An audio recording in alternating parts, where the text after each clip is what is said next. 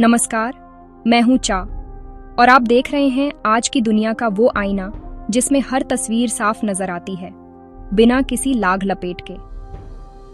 आज के वीडियो में हम देश और दुनिया की उन 10 सबसे बड़ी और चर्चित खबरों की गहराई में उतरेंगे, जिन्होंने सुर्खियां बटोरी हैं। ये सिर्फ खबरें नहीं हैं, बल्कि वो घटनाएं हैं जो हमारे आने वाले कल की पटकथा लिख रही हैं। हम हर खबर का संक्षिप्त और स्पष्ट विश्लेषण करेंगे, उन पहलुओं को छुएंगे जिन्हें अक्सर मुख्यधारा की बहसों में नजरअंदाज कर दिया जाता है। दुनिया की चौसर पर जब नए समीकरण बन और बिगड़ रहे हों, तो यह जानना जरूरी हो जाता है कि कौन सा मोहरा कहाँ चल रहा है और उसका हम पर क्या असर होगा।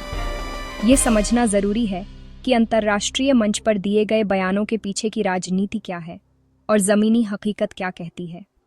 चलिए शुरू करते हैं टॉप 10 हेडलाइंस के साथ और देखते हैं कि आज की खबरों के पन्नों में हमारे लिए क्या लिखा है। ट्रंप के पूर्व सलाहकार पीटर नवारो ने भारत को चेताया है। उनका कहना है कि अगर भारत अमेरिका का दोस्त बनना चाहता है तो उसे वैसा व्यवहार भी करना होगा। पाकिस्तान ने अफगानिस्तान के नंगरहार और खोस्त प्रांतों में हवाई हमले कर दिए हैं, जिससे पहले से ही तनावपूर्ण रिश्तों में और ज्यादा कड़वाहट घुल गई है। इजरायल ने यमन की राजधानी सना में एक बड़ा हवाई हमला किया है। बताया जा रहा है कि इस हमले में हूती विद्रोहियों के कई शीर्ष नेता मारे गए हैं। पोलैंड में एक एयर शो की रिहर्सल के दौरान एक दुखद हादसा हुआ है। एक F-16 फाइटर जेट क्रैश हो गया और इस हादसे में पायलट की जान चली गई। प्रधानमंत्री नरेंद्र मोदी जापान के दौरे पर हैं। इस यात्रा का मुख्य उद्देश्य व्यापार, निवेश और सुरक्षा जैसे अहम मुद्दों पर द्विपक्षीय सहयोग को और मजबूत करना है। चीन और नेपाल ने सितंबर में एक संयुक्त आतंकवाद रोधी सैन्य अभ्यास की घोषणा की है। यह भारत के लिए एक नई भू राजनीतिक चिंता का विषय बन सकता है। बिहार के दरभंगा में एक सार्वजनिक मंच से प्रधानमंत्री मोदी को गाली देने के आरोप में पुलिस ने रिजवी राजा नाम के एक व्यक्ति को गिरफ्तार कर लिया है। हाँ, आपने सही सुना, यह घटना सचमुच चौंकाने वाली है। अब इस मामले की गूंज चारों ओर सुनाई दे रही है।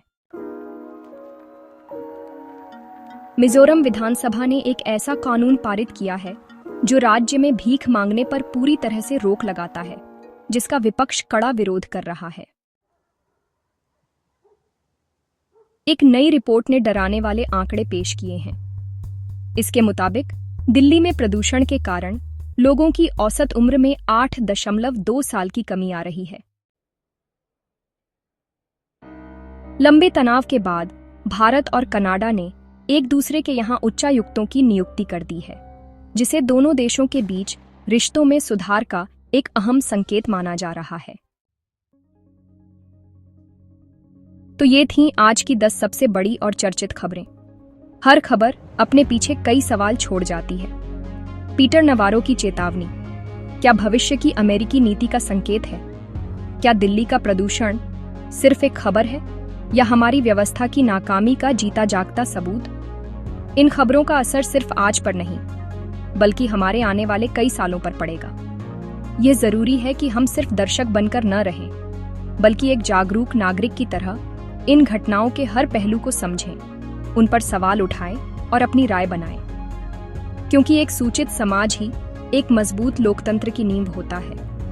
हम कोशिश करते रहेंगे कि आप तक हर खबर उसकी पूरी सच्चाई और संदर्भ के साथ पहुंचे, बिना किसी शोर के। ऐसी ही और अपडेट्स और गहरे विश्लेषण के लिए हमारे चैनल को सब्सक्राइब करना न भूलें। और अगर आपको हमारी यह कोशिश पसंद आई हो तो इस वीडियो को लाइक करें। आपका हर एक लाइक और सब्सक्रिप्शन हमें सच दिखाने की ताकत देता है। आपके समय के लिए धन्यवाद। नमस्कार।